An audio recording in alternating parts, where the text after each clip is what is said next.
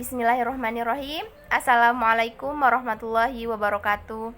Perkenalkan, nama saya Yanian Sasni dari Universitas Islam Negeri Raden Intan Lampung, Fakultas Tarbiyah dan Keguruan, Prodi Manajemen Pendidikan Islam, semester 1. Saya dari kelas H. Di sini saya akan menjelaskan sedikit tentang materi haji dan umroh. Baik, yang pertama ada pengertian haji. Secara umum, haji adalah ziarah Islam tahunan ke Mekah dan kewajiban wajib bagi seluruh umat Islam di dunia, bagi yang mampu. Sedangkan menurut bahasa, haji adalah al-qasdu atau menyengaja. Menurut istilah, haji berarti bersengaja mengunjungi Baitullah untuk melakukan beberapa amalan ibadah dengan cara, syarat, dan waktu tertentu. Yang kedua, itu ada tujuan dari melaksanakan ibadah haji dan umroh. Adapun tujuannya terdapat dalam Al-Quran surat Ali Imran ayat 97 yang berbunyi, Bismillahirrahmanirrahim. Walillahi 'alan nasi hajjul baiti man istata'a ilaihi sabila wa man kafara fa innallaha ghaniyun 'anil 'alamin. Yang artinya, barang siapa memasuki Baitullah, maka amanlah dia. Dan di antara kewajiban manusia terhadap Allah, yaitu bagi orang-orang yang mampu mengadakan perjalanan ke sana. Barang siapa mengingkari kewajiban haji, maka ketahuilah bahwa Allah Maha Kaya. Dia tidak memerlukan sesuatu dari seluruh alam. Adapun dasar hukum melaksanakan haji dan umroh. Hukum dari melaksanakan haji itu wajib bagi yang mampu. Mampu di sini bukan hanya dari segi materinya saja, tetapi juga dari segi fisiknya. Adapun hubungan antara haji dan umroh itu terdapat dalam potongan Quran surat Al-Baqarah ayat 196 yang berbunyi, wa atimul hajja wal umrata lillah, yang artinya, dan sempurnakanlah haji dan umroh karena Allah. Untuk pelaksanaannya, haji dan umroh itu dapat dikerjakan sebagai berikut. Yang pertama disebut dengan haji tamattu, yang artinya lebih utama mengerjakan umroh terlebih dahulu hingga selesai, baru kemudian pada waktu haji baru melakukan ibadah haji sampai selesai. Yang kedua yaitu ada ibadah haji qiron, yaitu umroh dan haji dikerjakan bersamaan atau satu kali jalan. Yang ketiga haji ifrad, yaitu pada tanggal 12 sampai 13 Zulhijjah hanya mengerjakan haji saja, sedangkan umrohnya dilakukan setelah selesai mengerjakan haji, tetapi dalam tahun yang sama. Adapun syarat-syarat wajib haji dan umroh, yang pertama itu Islam, yang kedua berakal, yang ketiga baligh, yang keempat merdeka, dan yang kelima itu mampu. Adapun rukun haji dan umroh, untuk haji, yang pertama ihram, yaitu berpakaian ihram dan niat ihram haji. Yang kedua itu wukuf, yaitu berdiam diri di padang Arafah tanggal 9 Zulhijjah. Yang ketiga tawaf. Tawaf haji disebut dengan tawaf ifadah. Yang keempat sa'i, yaitu berjalan atau berlari kecil antara Bukit Sofa dan Bukit Marwah. Yang kelima tahallul, yaitu membuka ihram dengan cara menggunting rambut sedikitnya 3 helai. Yang keenam yaitu tertib.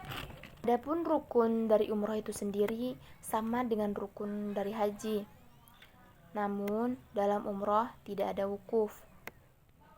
Adapun wajib haji dan umroh, yang pertama itu ihram, harus dari miqat yang telah ditentukan. Miqat di sini artinya batas-batas tempat dan waktu. Yang kedua, bermalam di Muzdalifah sepulang dari Arafah ke Mina. Yang ketiga, bermalam di Mina selama 3 atau 2 malam pada hari tasyrik. Yang keempat, melontar jumroh aqobah pada tanggal 10 Zulhijjah dan melontar ketiga-tiganya pada hari-hari tasyrik. Yang kelima, meninggalkan perkara-perkara yang diharamkan dalam ihram. Adapun sunnah-sunnah haji dan umroh, yang pertama itu mandi untuk ihram.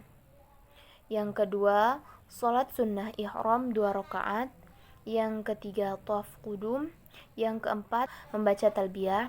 Yang kelima, adapun sunnah haji dan umroh, yaitu mandi untuk ihram, terus sholat sunnah ihram 2 rakaat. Yang ketiga, tawaf qudum. Yang keempat, membaca talbiyah. Yang kelima, bermalam di Musdalifah tanggal 9 Zulhijjah. Yang keenam, bermalam di Mina. Yang ketujuh, berhenti di Masy'aril Haram pada tanggal 10 Zulhijjah atau hari Nahor. Yang kedelapan, yaitu berpakaian ihram yang serba putih. Adapun perbedaan haji dan umroh. Dalam ibadah haji dan umroh, banyak sekali memiliki persamaan, tetapi ada beberapa perbedaan antara haji dan umroh.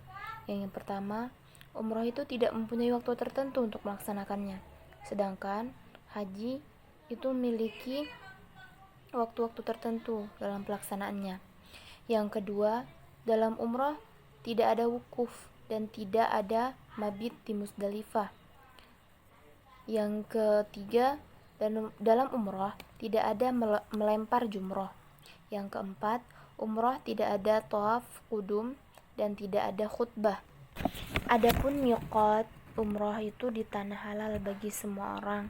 Yang terakhir yaitu hukum haji adalah wajib, sedangkan hukum dari umroh itu sunnah muakkad. Untuk selanjutnya yaitu macam-macam dam atau denda. Yang pertama, menyembelih seekor kambing yang sah untuk kurban untuk disedekahkan kepada fakir dan miskin. Kalau tidak bisa diganti dengan puasa 10 hari, 3 hari dilakukan waktu haji, dan yang 7 hari bisa dilakukan setelah pulang ke kampungnya selesai haji. Yang kedua yaitu menyembelih kambing untuk disedekahkan, atau puasa 3 hari, atau pula memberi makan 3 sya' atau kira-kira 7 kilo kepada 6 orang miskin. Yang ketiga, menyembelih seekor unta. Kalau tidak sanggup, wajib menyembelih seekor sapi. Kalau tidak sanggup juga, mungkin dapat diganti dengan menyembelih 7 ekor kambing. Kalau tidak bisa, harga seekor unta ditaksir seharga sebanyak harganya dibelikan makanan untuk disedekahkan kepada fakir dan miskin. Kalaupun tidak sanggup juga, maka wajiblah diganti dengan puasa untuk tiap-tiap 1 mud makanan harga unta itu dengan puasa 1 hari. Denda ini dijatuhkan kepada orang yang bersetubuh sebelum tahallul awal.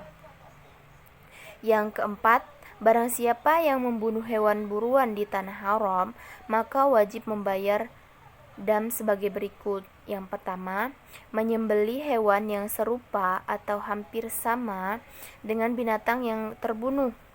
Yang kedua, kalau itu tidak mungkin, wajib bersedekah makanan sebanyak harga binatang tersebut. Kalaupun tidak bisa, boleh diganti dengan puasa sebanyak 1 mud itu 1 hari. Yang kelima, barang siapa yang memotong kayu di tanah haram, maka dendanya adalah: yang pertama, bagi kayu besar itu dendanya seekor unta atau sapi, dan bagi kayu kecil dendanya seekor kambing. Yang keenam itu bagi yang terhalang di jalan sehingga tidak dapat meneruskan pekerjaan haji dan umroh, maka boleh tahallul dengan menyembelih seekor kambing di tempat itu, kemudian bercukur dan memotong rambut dengan niat tahallul. Untuk materi yang terakhir yaitu hikmah dalam melaksanakan haji dan umroh. Yang pertama itu memperteguh keimanan dan takwa kepada Allah Subhanahu wa taala. Karena dalam ibadah tersebut diliputi dengan penuh kekhusyuan. Yang kedua, ibadah haji menambahkan jiwa tauhid yang tinggi. Yang ketiga, ibadah haji adalah sebagai tindak lanjut dalam pembentukan sikap mental dan akhlak yang mulia. Yang keempat, memperkuat fisik dan mental karena ibadah haji maupun umroh merupakan ibadah yang berat memerlukan persiapan fisik yang kuat. Dan masih banyak lagi manfaat lainnya yang tidak bisa saya sampaikan. Baik, terima kasih. Mungkin itu saja materi yang dapat saya sampaikan. Kurang lebihnya saya mohon maaf. Kepada Allah saya mohon ampun.